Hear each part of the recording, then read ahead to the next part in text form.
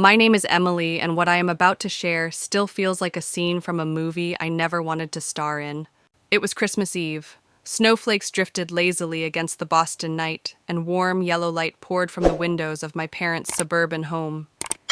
Inside, the table gleamed with crystal glasses and polished silver. But for me, there was no warmth, no welcome, no seat of honor. Instead, I was told to sleep in the garage. The garage in December, with the temperature hovering around 28 degrees.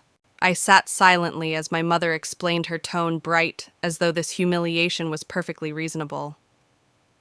"The guest room is for Harold," she said, smiling at my sister's boss, a man she hoped would be impressed. "The couch is full of presents. Ethan has his room. And you'll be fine in the garage. It's only one night." My sister Veronica smirked, swirling her wine glass like a queen who had orchestrated the whole charade. My father avoided my eyes. My brother kept his head down. The decision had already been made. They thought they had put me in my place, the family failure, the daughter who never lived up to their expectations, the one who never fit into their tidy narrative of Ivy League degrees and traditional careers. But here is what they did not know. For 5 years, while they laughed at me, I had been building something they could never imagine. By the age of 32, I was the secret CEO of Nexitech Solutions, a tech empire valued at over $11 billion. I ran board meetings in penthouses they would never set foot in, signed acquisition papers that reshaped the industry, and drove a fleet of luxury cars they believed I could never afford.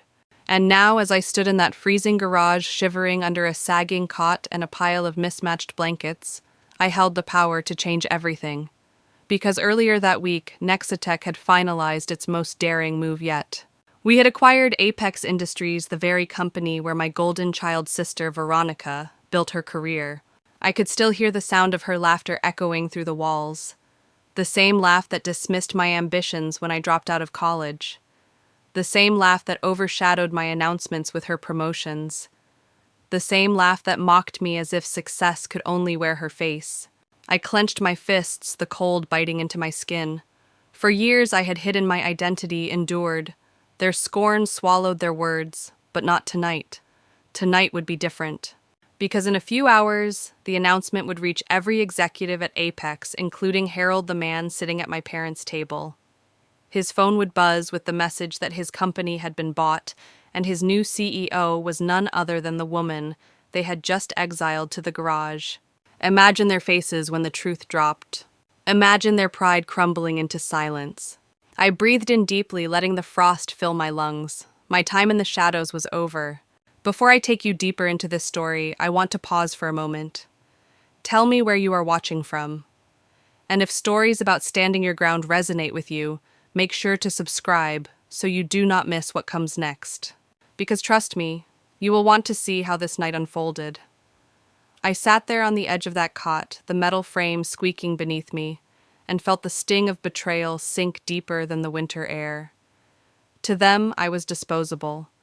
To them, it was perfectly natural that my sister's boss deserved comfort, while their own daughter froze in the garage. The truth is, this was nothing new. In my family, roles had been assigned long ago. Veronica was the shining star, the flawless golden child. Ethan, my younger brother, was the steady achiever who knew how to follow the blueprint and earn our parents' approval. And me, I was the disappointment, the one they never introduced proudly at neighborhood parties. The one they described with vague phrases like, "She's still figuring things out." Every holiday, the same script played out. Veronica would sweep in wearing a designer dress, her luxury car parked in the driveway like a trophy. My parents' eyes would light up with pride, and conversations would orbit her promotions, her corner office, her glamorous business trips. Ethan would slip in details about his firm, his steady climb through the ranks, and he too would be rewarded with admiration. And then there was me, the middle child, the misfit, the square peg that never fit their round hole of expectations. I had learned young that in our household love was conditional. You were praised when you checked their boxes: prestigious university, conventional career, social prestige. Deviate from that plan and you were marked as lost, invisible, forgettable. The sting wasn't just about the garage. It was about years of being told directly and indirectly that who I was, who I truly was, would never be enough for them. But here's the irony: while they measured success in degrees and job titles, I was building something that would make those very standards obsolete. And soon they would know. I remember staring at my phone that night, its glow casting shadows across the cold cement floor. Messages from my team piled up waiting for my approval. Acquisition papers, executive briefings, retention plans for key staff.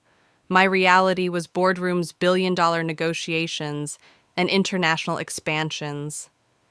Yet in my parents' house, I was still reduced to crystal with the little website project. Do you understand how that feels? To build something extraordinary and still be treated like you are nothing? To carry an empire in your hands while your family dismisses you as if you are a child playing pretend? That sting can either break you or fuel you. For me, it became fuel. And now, before I carry you deeper into this story, I want to pause and speak directly to you.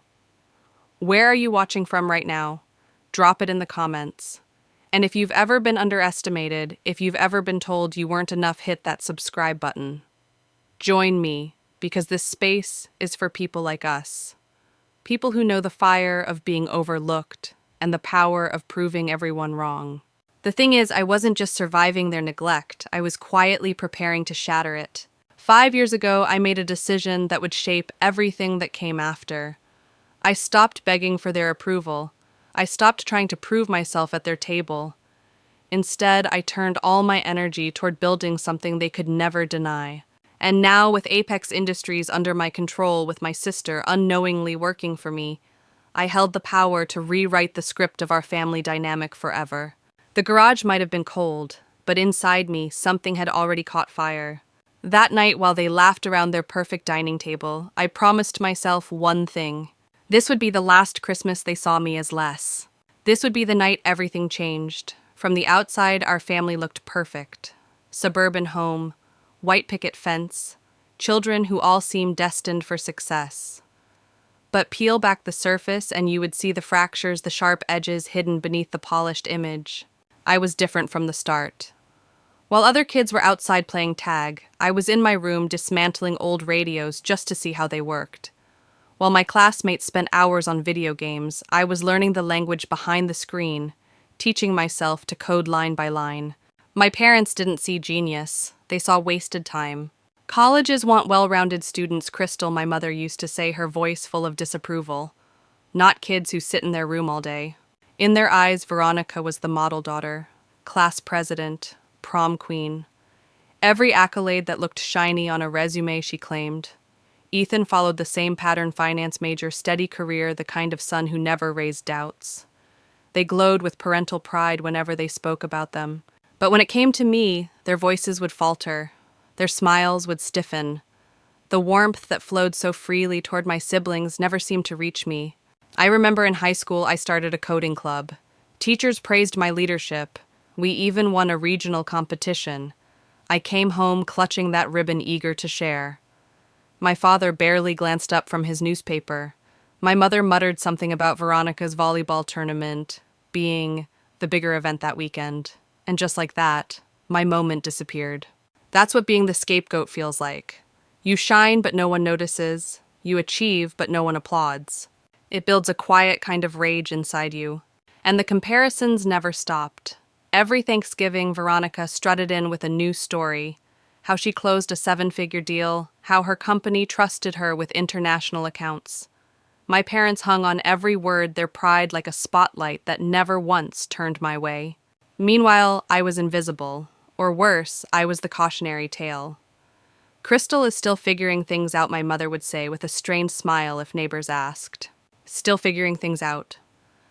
At that point, I had already built prototypes of a security system that would soon attract millions in seed funding. But to them, I was a child tinkering in the dark. Here's the truth: being underestimated is painful, but it is also powerful. It gave me drive. It gave me focus.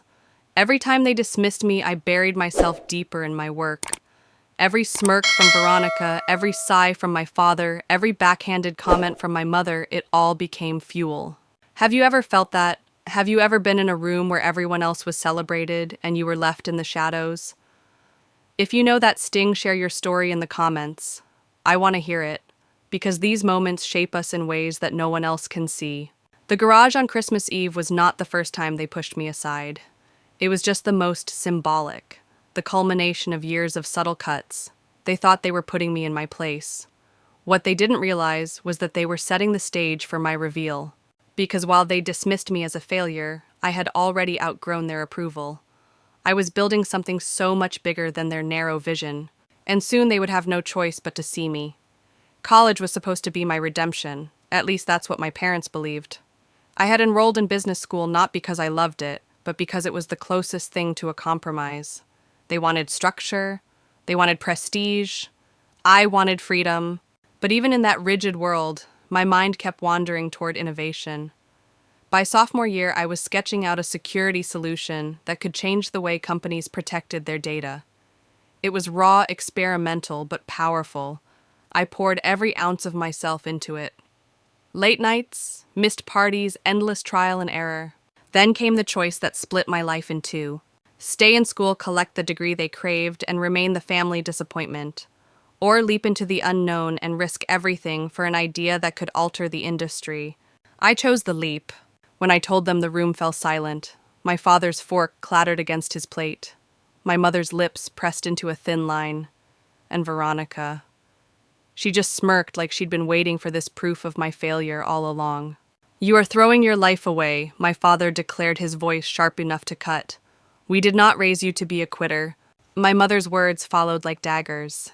"Even if this project of yours works, which it won't, you'll have no stability, no benefits, no real career."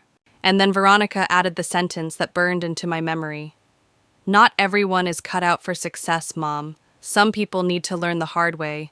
Some people, meaning me. That dinner table became a courtroom, and I was already convicted. Every one of them believed they were watching me self-destruct. But what they saw as destruction was actually creation. Dropping out was not the end, it was the beginning of Nexate Solutions, the seed of a company that would someday tower over their beloved Apex Industries. I can still remember the sting of that night, the way their judgment filled the room like smoke. But I also remember the fire it lit inside me. I left that table not broken, but determined to prove that their narrow definition of success was not the only one. Here's the thing, families often think they know what's best. They pressure you to follow a path because it feels safe to them, because it fits their picture of success. But sometimes the bravest thing you can do is walk away from that picture and paint your own. That's what I did, and it changed everything. I want to ask you something. Have you ever made a choice that no one else understood? A decision that looked reckless to others, but you knew it was right? Tell me in the comments. I want to know your story. Because when I walked out of that dining room labeled a quitter, I wasn't quitting at all. I was stepping into a future they could never imagine. And years later, when I signed the papers to acquire Apex, I thought back to that dinner. I thought back to Veronica's smirk, my father's disappointment, my mother's fear. They believed they were watching me fall, but I was flying. The memory of that Thanksgiving still lingers in my chest like smoke that refuses to clear. It was supposed to be my moment. I had just secured $2 million in seed funding for my company. $2 million, the kind of milestone any family should celebrate with pride. I walked into that dining room ready to share the news, ready to finally feel like I had earned a seat at their table. I had barely opened my mouth when Veronica cut across my words. "I have an announcement," she said, her voice bright and commanding. All eyes shifted to her as if pulled by gravity. "I've been promoted to senior director at Apex." The room erupted. Glasses clinked. Cheers filled the air. My mother rushed to her side, hugging her as if she had just won the Nobel Prize. My father's face glowed with pride. Ethan joined the celebration, offering his congratulations. And me, I sat there in silence, the words about my $2 million funding caught in my throat, swallowed by the noise. It was not just that they ignored me, it was that they forgot I had spoken at all. Do you know what that feels like? To be erased in real time. To watch the spotlight swing towards someone else as if you never existed? I left the table early that night. I can still remember the sharp cold of the air outside, the way it stung my lungs as I walked down the street alone. That was the night I made a decision. I would stop seeking their approval. I would stop trying to compete in a race where the rules were written against me. From that moment forward, my victories would be mine alone. I threw myself into my company with a focus that bordered on obsession. While they clinked glasses over Veronica's corner office, I was coding through the night. While they told neighbors that Ethan had made junior partner, I was negotiating partnerships that would push Nexate Solutions into international markets. They thought I was wandering lost in some childish dream. In reality, I was building an empire brick by brick. Here's the part that stings the most when you are erased. Often enough, you start to believe that you do not matter. But when you turn that pain into fuel, you become unstoppable. The Thanksgiving. I stopped trying to be seen by them and started focusing on being undeniable to the world. And years later, when the world knew my name, when investors lined up to partner with me, my family still thought I was tinkering with some little website. That's how blind they were. Before I go on, let me pause and say this. If you've ever had a moment where your achievements were dismissed, where your words were drowned out by someone else's story, hit that subscribe button. Be part of this channel, because here, your voice matters. I still remember the look on Veronica's face that night, her smile shining under the chandelier, basking in applause that could have been shared but never was. And I remember my father lifting his glass, declaring, "To Veronica, the pride of our family." Not one of them noticed the determination hardening inside me like steel. They may have erased me from that table, but they could not erase the fire I carried. That Thanksgiving was the night I let go of their approval for good. And it was the night I started planning something they would never see coming. The silence after that Thanksgiving didn't break me, it reshaped me. I remember lying awake in my small apartment that night, staring at the ceiling, feeling both invisible and strangely free. For the first time, I accepted that I would never win their approval. And in that acceptance came power. I built walls around my heart, but I poured every ounce of myself into Nexate Solutions. What started as a fragile startup running out of a tiny rented office soon grew into something much larger than I ever dreamed. By year 1, I had secured strategic partnerships. By year 2, we had offices in 3 cities. By year 3, we went international. Every deal closed, every line of code perfected, every sleepless night, all of it was a silent rebellion against the labels my family had stamped on me. They said I lacked focus. In reality, I was evolving faster than they could imagine. They said I would never finish anything. In truth, I was building systems designed to outlast me. They said I was chasing a fantasy. But I was shaping the future of cloud security. By the time I turned 30, Nexate Solutions had become more than a company. It was an ecosystem, a living, breathing empire attracting clients from across the globe. And while my name never appeared in flashy headlines, my fingerprints were on every breakthrough. That was the strategy. I chose anonymity. I let trusted executives take the spotlight, make the speeches, and shake hands on stage. Competitors underestimated us because they never saw me coming. Investors leaned in closer because they were intrigued by the mystery. And my family. They remained blissfully ignorant, still thinking I was barely scraping by in some rented studio.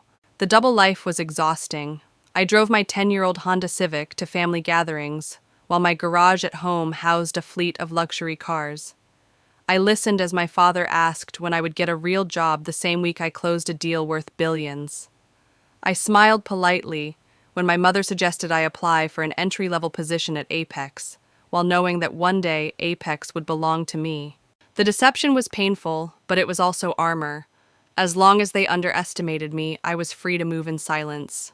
But secrets weigh heavy over time. I remember nights in my penthouse, overlooking the waterfront, glass of wine in hand, staring at the city lights and wondering, how long could I keep this hidden? How long before the two halves of my life collided? The answer came 5 years later. With one bold stroke, I bought the company that symbolized my family's pride. Apex Industries, Veronica's Kingdom. I still remember the embossed logo on the acquisition papers, the weight of it beneath my fingertips. Years of being dismissed, erased, and mocked had brought me to this moment. I had become the silent storm that would shake their world. And the irony was delicious. While they toasted Veronica's corner office, I owned the building that office stood in. But even with all that power, part of me hesitated. I didn't reveal my identity right away. Not to my competitors, not to the press, and certainly not to my family. I wanted one last Christmas with the old dynamics intact, one last night of being underestimated before everything changed. Looking back now, I see it clearly. That Christmas was not just another gathering. It was the crucible where my double life would finally shatter. And when it did, the fallout would be spectacular. The deal to acquire Apex Industries was more than a business transaction, it was personal. For years, Apex had been the stage where Veronica performed her greatness. Every holiday, she'd brag about the company's international expansion, about her impressive clients, about the mystery CEO, who seemed to make bold moves, but never showed up in person. She had no idea that the ghost she mocked was me. When the final papers slid across my desk, embossed with Apex's proud logo, I paused. 5 years of relentless work, 5 years of sacrifice, 5 years of living a double life, all converged into that single moment. I signed my name and stamped it with authority. Apex Industries was now a subsidiary of Nexate Solutions. My company, my empire. I ran my fingers over the fresh ink, the new tagline glinting, a Nexate company. A shiver ran down my spine, not from doubt, but from recognition. This was the full circle moment. The empire my family had worshipped through Veronica's stories now belonged to the child they had banished to the shadows. And yet I waited. I chose not to reveal the news until after the holidays. My assistant asked if I wanted an immediate announcement to employees. I shook my head. Not yet. Let them enjoy Christmas. But the truth was more complicated. I wanted one more gathering where they saw me as small, one more night, where they underestimated me, so that when the truth dropped, the impact would be seismic. That Christmas Eve invitation arrived as bland and cold as always. A short text, dinner at 6. Let us know if you're coming. No warmth, no anticipation, just logistics. Still, I replied yes. I had unfinished business at that table. I pulled up to the house in my old Honda Civic parking behind a Jaguar I didn't recognize. Inside, I found my answer. Veronica had brought Harold, her senior vice president at Apex, her boss, the man she had been desperate to impress. And there I was, playing my role in jeans and a sweater, dismissed as the underachieving sister. I chopped vegetables in the kitchen while they toasted promotions in the living room. I listened as my father asked Harold about the view from his corner office, while I knew my own office towered higher. Harold even mentioned the mysterious CEO. He's like a ghost, he said. Veronica laughed, mocking the man she served, mocking me without realizing. I bit my tongue. My little website project, as my father once called it, had just bought her world for $3 billion. Have you ever been in a room where everyone assumed you were nothing while you held a secret that could upend the entire room? Tell me in the comments. Have you ever had power no one recognized? I want to hear your story. That night I endured the familiar pattern. Veronica bragging, my parents glowing with pride, Ethan quietly aligning himself with the hierarchy, and me fading into the background. But not for long. The retention packages were finalized, the executive briefings scheduled, and Harold Winters, sitting at my parents' dining table, would soon learn the truth. Because within hours, the world would know that Nexate Solutions had acquired Apex, and the invisible daughter in the garage would be revealed as the woman who pulled the strings. I stayed quiet through dinner, letting them bask in their false hierarchy, but inside I felt the storm gathering. The game was almost over, and I was holding the winning hand. Christmas Eve at my parents' house looked picture perfect, at least on the surface. The table sparkled with china plates, polished silver, and a centerpiece of pine and holly straight out of a holiday magazine. But underneath the glossy glow was the same script we had played for years, a script where I was always cast as the outsider. Veronica entered the living room in a crimson dress that hugged her like it had been sewn for royalty. Her laugh carried through the house, polished, deliberate, designed to fill every corner. At her side was Harold Winters, senior vice president at Apex, the man she'd been hoping to impress for months. My parents hovered near them like satellites circling the sun, proud to showcase their golden child. Meanwhile, I was in the kitchen chopping carrots. My mother handed me a knife without looking twice. "Crystal, help with the vegetables," she said, as if my role had already been chosen before I walked through the door. I could hear their voices from the other room. My father asked Harold about his corner office overlooking the harbor. Veronica chimed in with details she knew would win admiration. Harold replied politely, though I noticed a flicker of unease whenever his eyes met mine across the kitchen doorway. For one brief moment, he tried to draw me in. "So, Crystal, what do you do in tech?" His question carried genuine curiosity, but Veronica's laugh cut him off. "Oh, she dabbles in web stuff," she said, her voice dripping with condescension. "Nothing on the scale you're used to." I forced a smile, holding back the truth. "I work in security solutions," I answered calmly. "Cloud infrastructure mainly." Harold's eyebrows lifted with interest until Veronica touched his arm and redirected the conversation. "Tell them about Tokyo, Harold," she urged, steering the spotlight back to herself. And just like that, I was erased again. Later, as the dishes were passed around the table, the seating chart revealed its own cruelty. Harold was placed at the head, my father at the other end. Veronica sat close to her boss, my mother beside him, Ethan tucked in with approval. Me. I was pushed to the farthest edge, seated next to an empty chair, as if to remind me of my permanent place on the margins. Do you know what it feels like to sit at a table with your family, yet feel miles away? To be treated as an afterthought in a house where you should belong?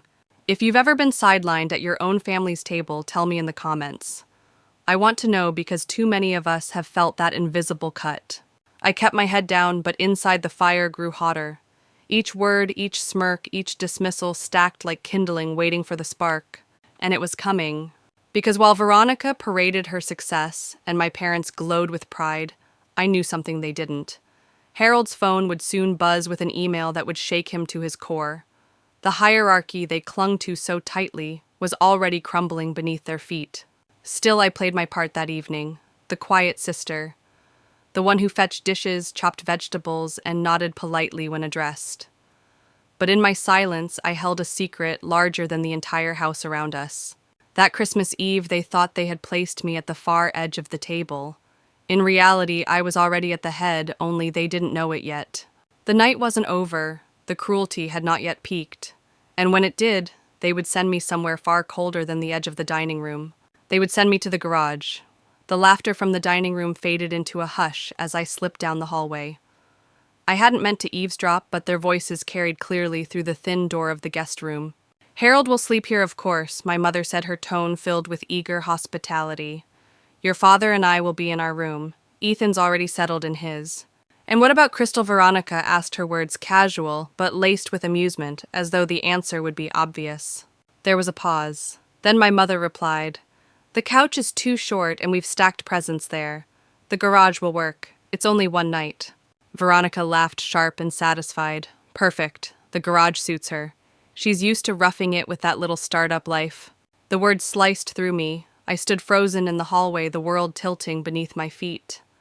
My own family on Christmas Eve had decided I was unworthy of even a couch. They would banish me to a freezing garage in the middle of December. I swallowed hard, my hands trembling as I returned to the kitchen, forcing my face into neutrality.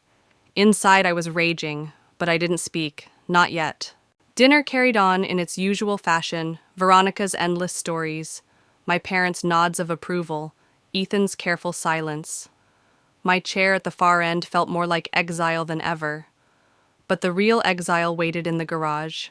When the plates were cleared, my father finally announced the arrangements aloud. "Harold, the guest room is yours. Veronica, you'll have your old room.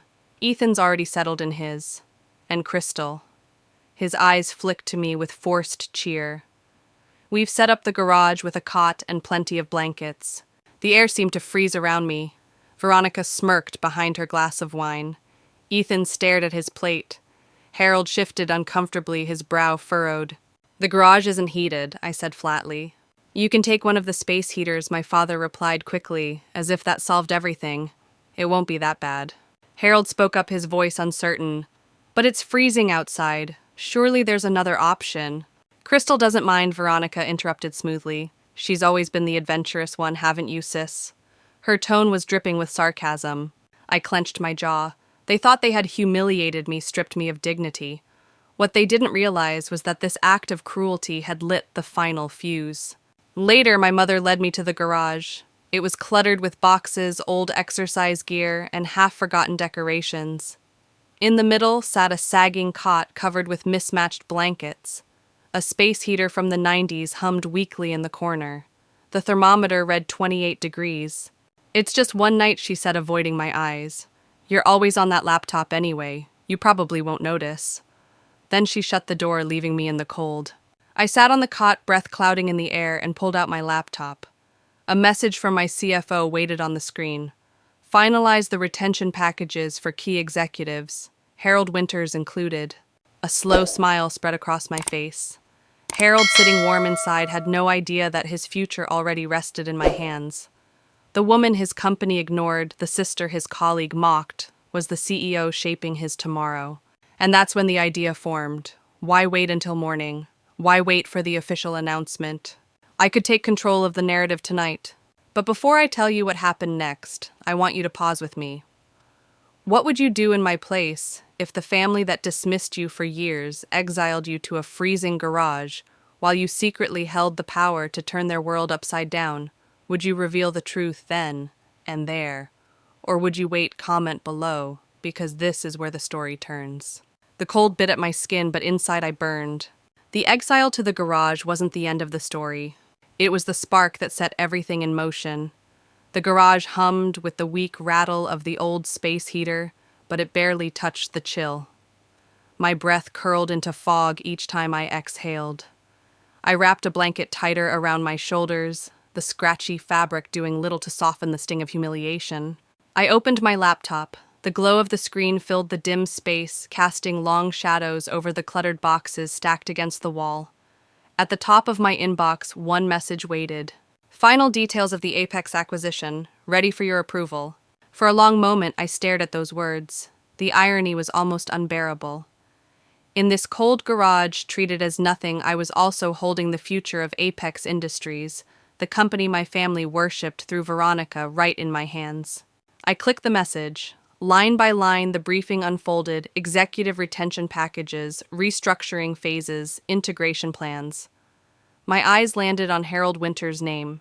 He was seated warmly inside with my parents, unaware that his fate as senior vice president was being decided by the woman they had exiled.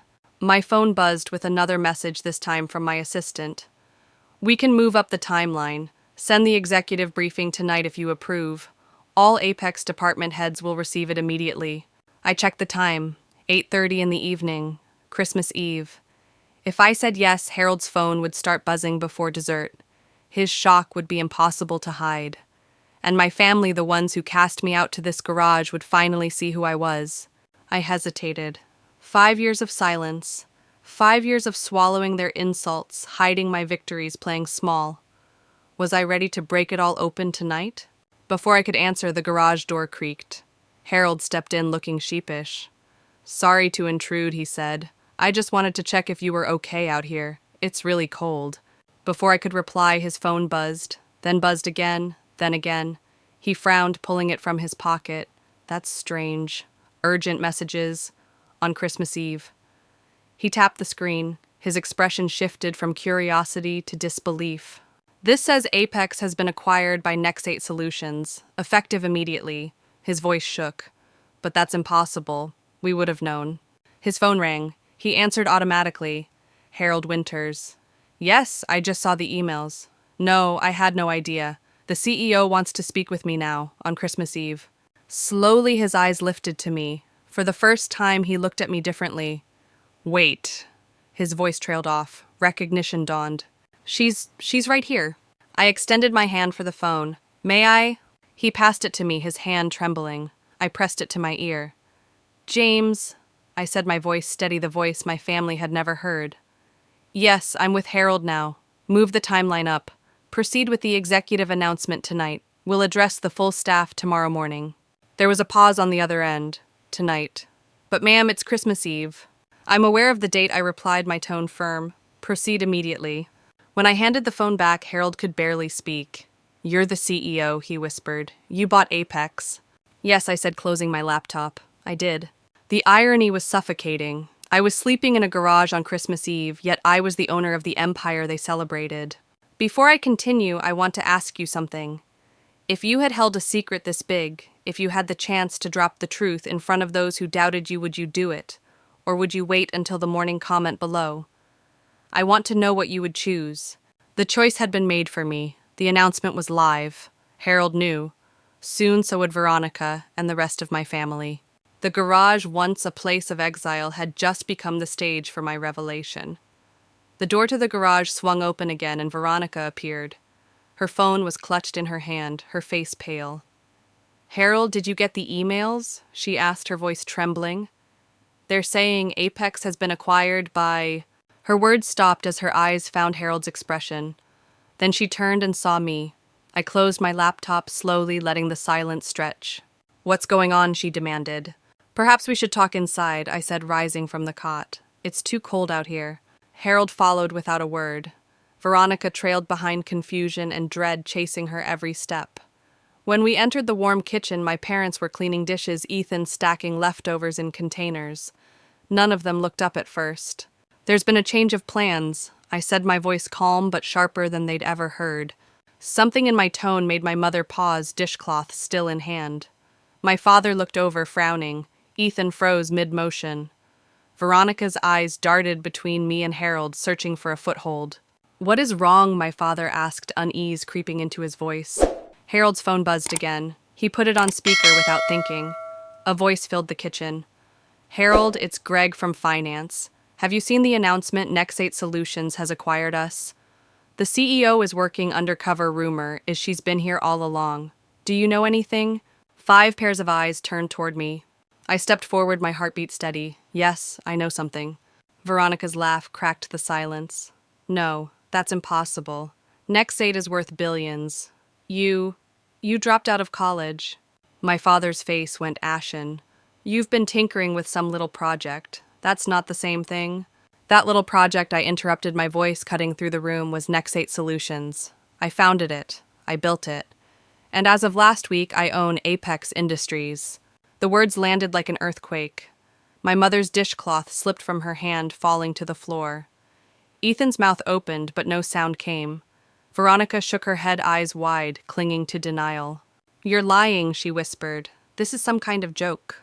I pulled out my phone, entered a secure code, and turned the screen toward them. The live dashboard glowed: global operations revenue streams, real-time valuation of $11 billion. "This," I said, "is the company you dismissed every holiday.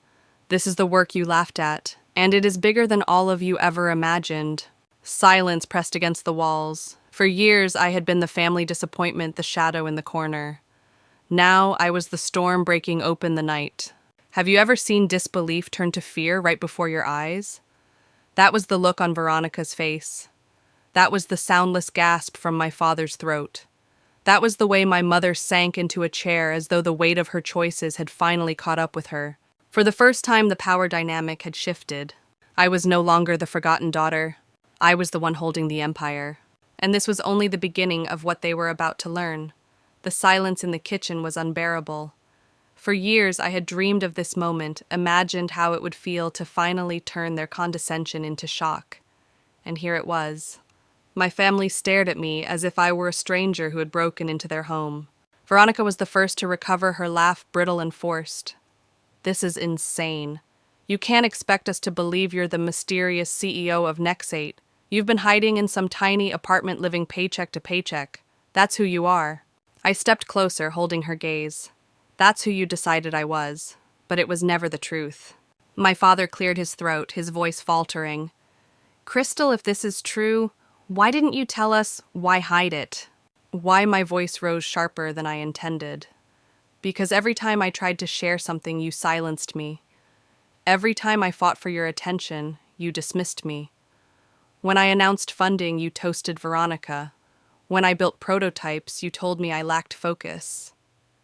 You never wanted to hear my story, only the version of me that fit into your narrow idea of success. My mother's eyes glistened, but she shook her head as if to defend herself. We were only worried about you. We wanted stability, security. No, I cut her off. You wanted me to be Veronica. And when I wasn't, you decided I was worthless. The words cracked through the room like lightning. For the first time, my parents had no easy defense. Veronica shifted uncomfortably, her perfect mask slipping. Ethan, who had stayed silent all evening, finally spoke. I remember when you tried to tell us about your first investor. Mom interrupted you to ask Veronica about her new car. I thought it was unfair, but I stayed quiet. His admission hung in the air, raw and undeniable. I turned back to my sister, and you offering me entry-level jobs like scraps from your table, smiling while our parents compared me to you, bringing your boss here tonight so you could show me off as a failure. Do you understand how cruel that was? Veronica's voice wavered. I didn't know they'd put you in the garage. I laughed, though it held no humor. It doesn't matter. You were fine with it the moment Mom suggested it. You wanted me out of the way, and you got what you wanted until now. The room pulsed with tension. Years of buried resentment had erupted, impossible to put back. But I wasn't done. I turned to my parents, my voice steady but heavy with years of pain. You thought you were teaching me a lesson, that by dismissing me, you'd push me back onto the safe path. But all you taught me was that I could never rely on your approval. So I stopped trying. And the irony, that's what made me unstoppable. My mother whispered, if we had known. I raised a hand. Stop. Don't tell me you would have treated me differently if I had been rich. That only makes it worse. Their silence confirmed what I already knew. And in that silence, something shifted. For the first time, they were not the ones holding power over me. I held it over them. I want you to pause with me here. Have you ever carried years of unspoken anger, waiting for the chance to finally say what needed to be said? Imagine what it feels like to unleash it all, with no fear left. Stay with me, because what came next was even harder for them to swallow. The confrontation wasn't just about revenge. It was about reclaiming my voice, about no longer letting them write my story. And now they would see what it meant when the forgotten daughter refused to stay silent. The room felt heavy, as though every word I had spoken pressed down on the air itself. For the first time, my parents didn't have ready answers, and Veronica didn't have a smirk sharp enough to cut me down. They were silent, truly silent, in front of me. Veronica finally broke it, her voice unsteady. So, what happens to me now? Am I fired? Her question lingered like a challenge, but also a plea. In that moment, I could have taken everything from her. Years of belittlement, years of her smug superiority. It would have been so easy to use my power as a weapon. But I didn't. No, Veronica, I said slowly. You're not fired. Your marketing strategies have been effective. Whatever our personal differences, you're good at what you do. You'll stay. But you won't report directly to the board anymore. A new director will oversee your department starting next month. Relief flickered across her face, followed quickly by fear. Will everyone know, she whispered, about us being sisters? That's up to you, I replied. I've kept my identity private for years. But business is business. The world will know I'm the CEO of Nexate now. How you handle our connection is your choice. Her eyes dropped to the floor. For the first time in years, she wasn't speaking from a pedestal. She was speaking from vulnerability. Ethan shifted in his chair, curiosity overtaking his usual silence. So, what exactly does Nexate do beyond buying Apex, I mean? The question startled me. In 5 years, it was the first time he had ever asked about my work. I felt something unexpected, a spark of hope. We started with advanced cloud security. The protocols I designed became industry standard within 2 years. From there, we expanded into data protection integrated systems, and now artificial intelligence for enterprise. Ethan nodded slowly, impressed, despite himself. That explains the valuation. Yes, I said simply. 11 billion is not an accident. My father cleared his throat, still struggling. And all this, you did without a degree. I met his eyes. The skills I needed, I taught myself. The rest I hired people smarter than me. That's what real leaders do. He leaned back, absorbing the words, as if they unsettled the foundation of everything he had believed about success. The irony of it all wasn't lost on me. For years, they told me I lacked direction. Yet here I was, charting the course of thousands of employees across 4 continents. They told me I was reckless. Yet my so-called recklessness had built an empire. I want to pause here and ask you something. Have you ever been underestimated, then proven everyone wrong? If you know what that feels like, if you've lived that moment, then subscribe. Be part of this community where your story matters. Because this channel is for people who rise when no one expects them to. Veronica finally looked at me again, her face pale but softer. I've been horrible to you, she admitted. Yes, I said, my voice calm. You have. But I don't run my company on revenge. I run it on results. And for once, Veronica, your results speak louder than your cruelty. Her eyes shimmered with something I couldn't quite name. Maybe regret, maybe shame, maybe both. That night in that kitchen, a shift happened. Not forgiveness, not yet, but a recognition that the old order had shattered. They could no longer look at me as the family failure. I had reclaimed my place not by their approval, but by undeniable truth. And for the first time, I realized something. Power wasn't about firing Veronica or humiliating my parents. Power was about choosing differently than they had chosen for me.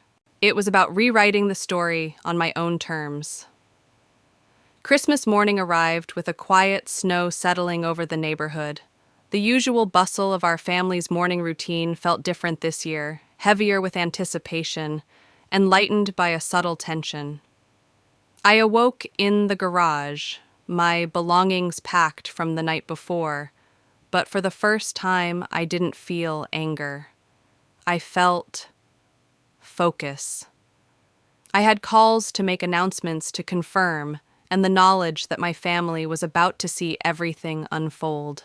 I stepped into the kitchen and was met with an unusual sight, my parents preparing breakfast with care. My mother fussed over the French toast, adding extra attention to the presentation. My father was carefully pouring coffee the way someone serves an honored guest, rather than a daughter long dismissed.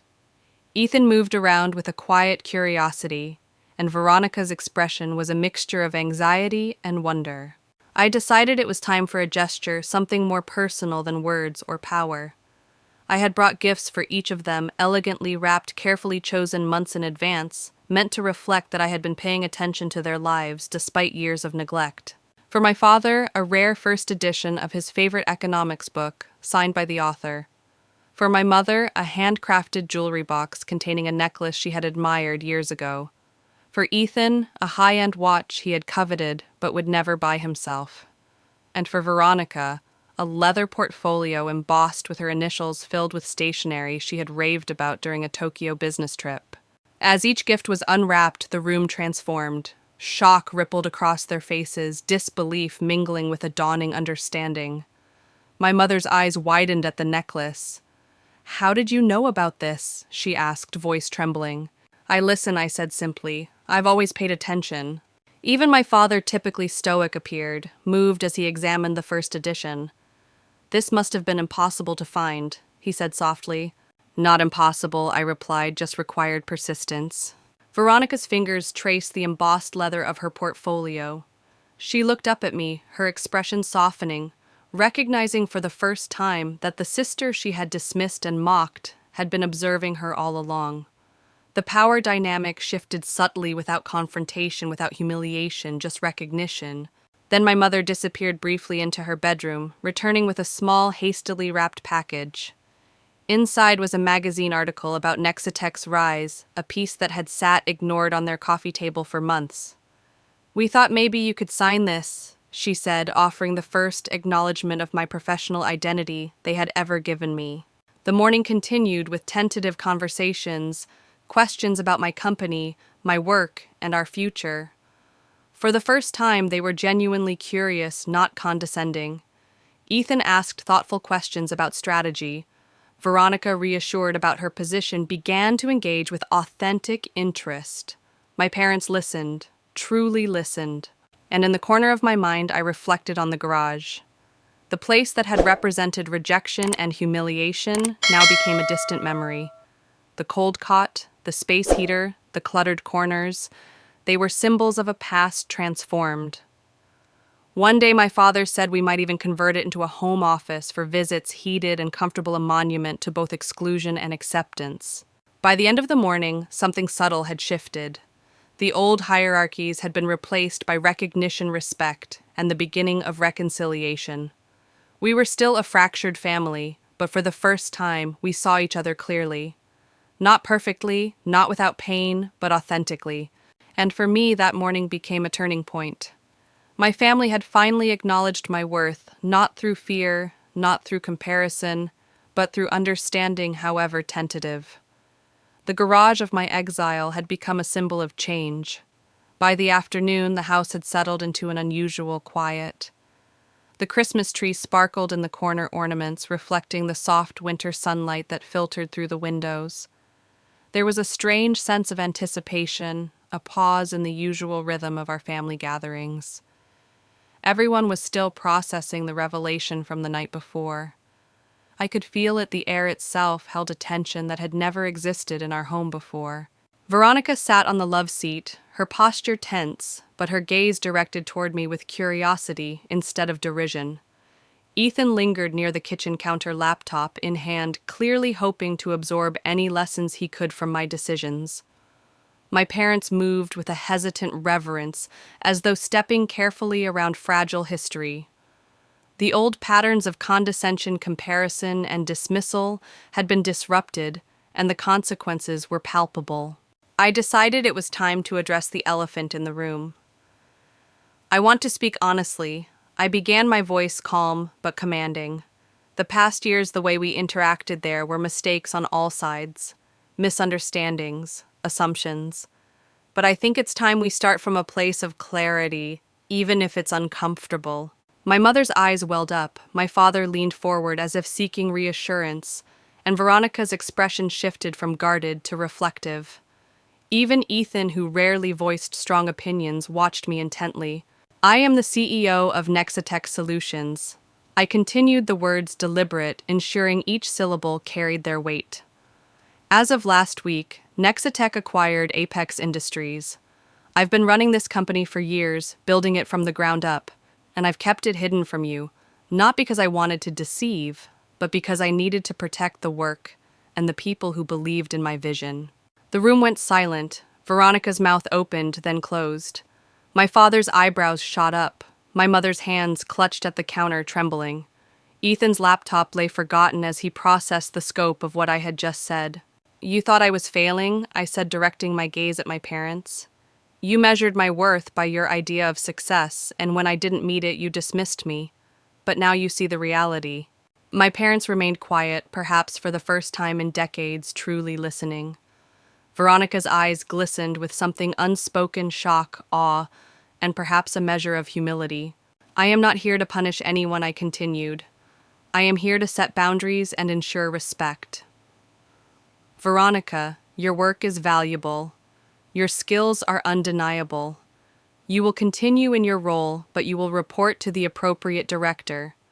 This is business, and our personal history does not change the need for excellence in the workplace." She nodded slowly, understanding, her pride tempered with the recognition of a new hierarchy. "I understand," she whispered. Ethan finally spoke, his voice quiet but firm. "What about us? Where do we go from here?"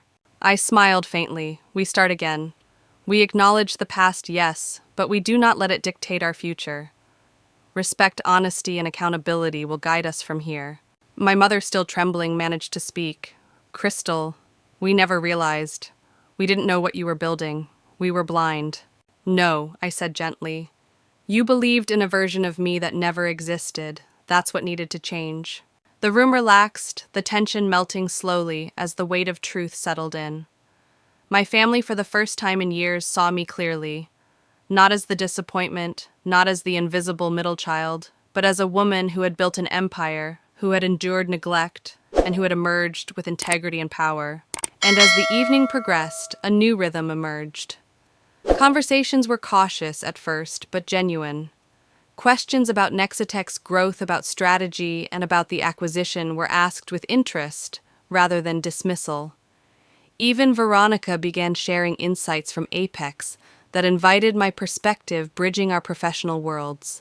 As the night drew on, I reflected on the journey from the freezing garage, the dismissed holidays, the constant belittlement to this moment of recognition and equilibrium.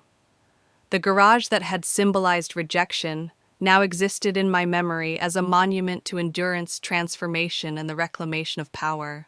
Before the day ended, I turned to my family with a quiet suggestion. There's still work to do both in business and in our relationships. But for now, let's celebrate this Christmas differently, together without the shadows of the past. And so we did. The dynamics of our family had shifted irrevocably. Respect, acknowledgement, and new beginnings replaced the old patterns. And for the first time, I felt a sense of peace that no business acquisition could ever provide. If you've ever felt underestimated, overlooked, or dismissed, know this: your worth is not defined by others. Sometimes the ones who doubt you the most will witness your greatest triumphs. If this story resonates, click subscribe, share your thoughts, and stay tuned for more stories where the underestimated rise to power.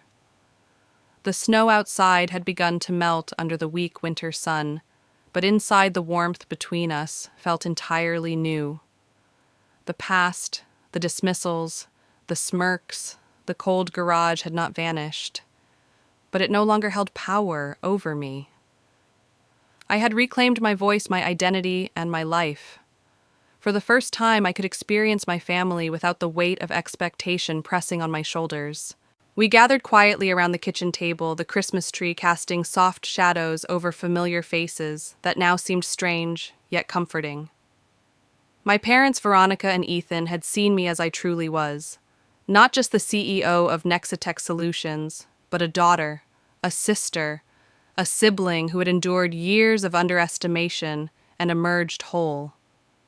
There was no boastfulness in my presence, only calm authority and the quiet confidence that comes from living one's truth. We exchanged gifts, laughed over small jokes, and for the first time the atmosphere was untainted by judgment or comparison. I noticed Veronica lingering, catching my eye with an unspoken apology and newfound respect. Ethan asked detailed questions about my company, and I realized he was finally seeing me as more than the sister who had once been invisible. My parents listened with genuine interest, their pride no longer reserved only for Veronica or Ethan, but extended to me at last. I reflected on the garage, once a symbol of exclusion, now a memory that reminded me of resilience and patience. Even the coldest moments had taught me lessons about persistence, focus, and the power of timing. In the months that followed, our family dynamic evolved. Weekly calls, genuine conversations, shared meals, they were no longer obligatory, but meaningful. Boundaries were respected, and respect was earned, creating space for authentic connection. Success, I realized, was never measured solely by wealth or power. True success was found in integrity, courage, and the capacity to claim one's life on one's own terms. It was in the ability to transform exclusion into empowerment, to teach through example rather than punishment. And, most importantly, it was in choosing forgiveness, not for them, but for myself, and offering a chance for reconciliation without compromising who I had become. As the holiday drew to a close, I stood by the window, watching the soft snow drift past, and felt a quiet satisfaction that no business victory had ever provided. My family, though imperfect, was beginning to see me fully, and I could finally step into the warmth of their acknowledgement without fear, carrying the lessons of the past into a future I had designed. It was a beginning, not perfect, not without challenges, but real. And for the first time in years, I felt truly free.